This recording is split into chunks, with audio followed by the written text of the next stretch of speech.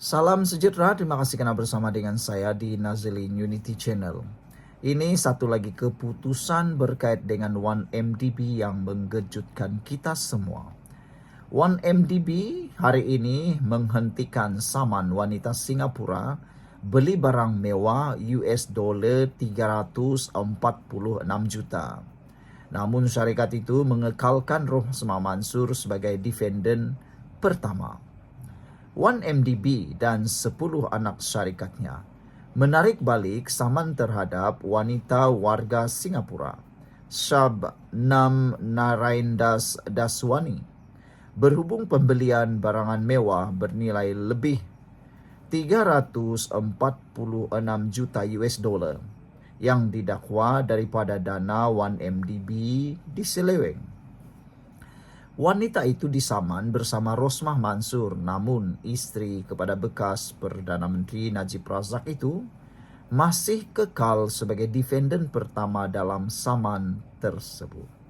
Peguam Natali Kersimin yang mewakili 1MDB berkata, penghakiman persetujuan telah direkodkan di hadapan Hakim Mahkamah Tinggi Wan Muhammad Amin Wan Yahya pada prosiding yang dijalankan secara dalam talian.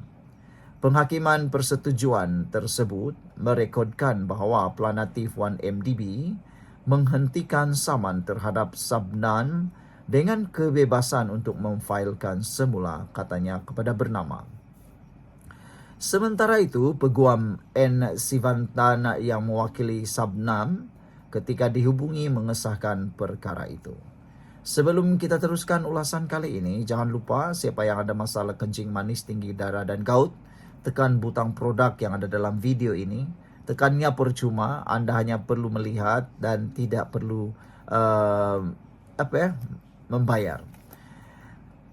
Produk ini adalah produk yang terbaik, murah di pasaran. Kalau Anda mau beli, barulah bayar. Kalau tak mau beli, klik sajalah, tengok khasiatnya dan sebagainya.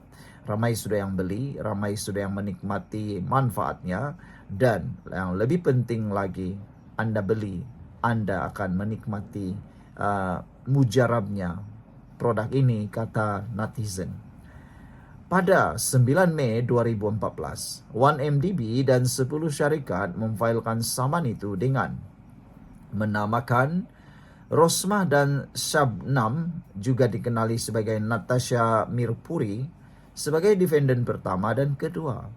10 anak syarikat 1MDB, yaitu 1MDB Energy Holding Limited, 1MDB Energy Limited, 1 Energy Langat Limited, Global Diversity Investment Company Limited, dan SRC International Sdn Bhd, Infinity Equity International Partners Limited, Alson Change Holding Limited, BlackRock Commodities Global Limited, Blackstone Asia Real Estate Partners Limited, dan Brightstone Joely Limited selaku planatif kedua hingga ke-11. Semua planatif antara lain menuntut agar Rosmah membayar $314.489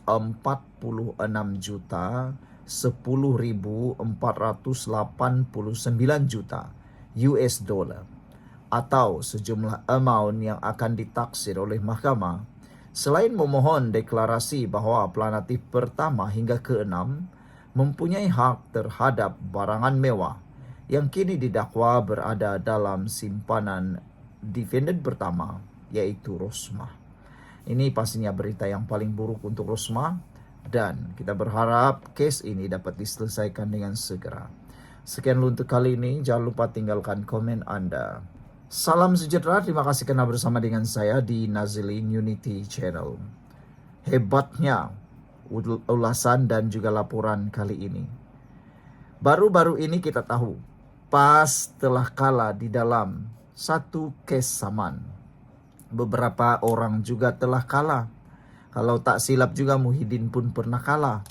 Dan yang paling penting ialah pemimpin PAS yang kita sebutkan itu, seorang wanita, kalah dengan saman lebih Rp800.000. Uang yang sepatutnya digunakan itu boleh membantu ramai orang. Tetapi apakan daya, PAS menggunakan derma jihad untuk membantu Siti Mastura membayar saman terhadap DAP sebanyak Rp800.000 itu. Tetapi tujuannya bayar saman fitnah. Itu adalah kes membabikan PAS. Berbeza pula dengan DAP. DAP bukan bayar saman fitnah, tetapi DAP berjaya dalam masa menjelang sehari sebelum tarik tutup. DAP berjaya mengumpul Rp883.000 untuk mangsa letupan pipe gas. Tahu bezanya apa? Pemimpin PAS membayar saman 800.000 saman fitnah. Manakala DAP pula berjaya mengumpulkan 800.000 bukan untuk membayar saman fitnah, tetapi membantu mangsa letupan pipe gas.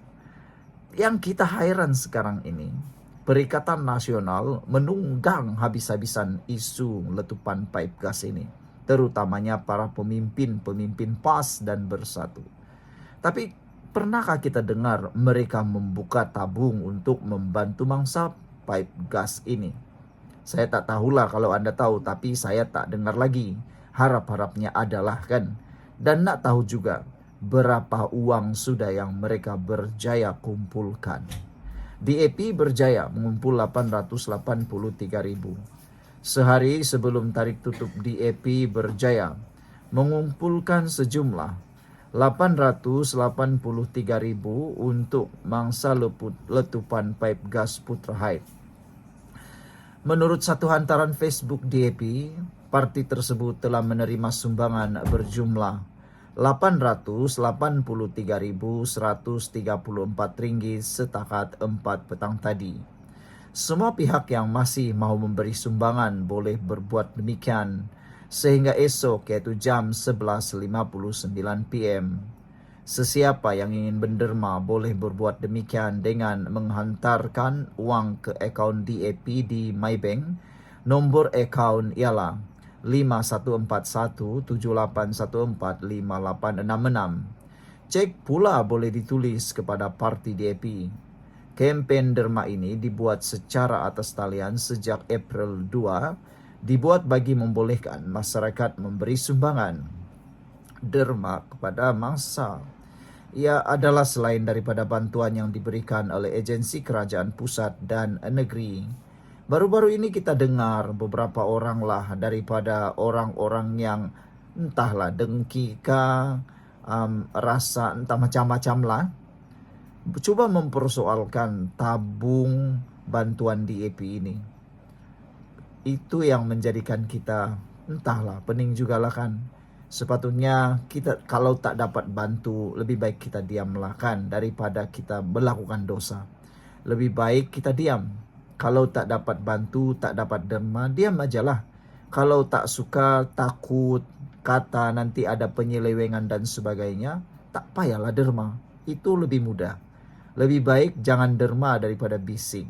Kalau takut uang Anda disalahguna, tak payah dermalah. Itu mudah.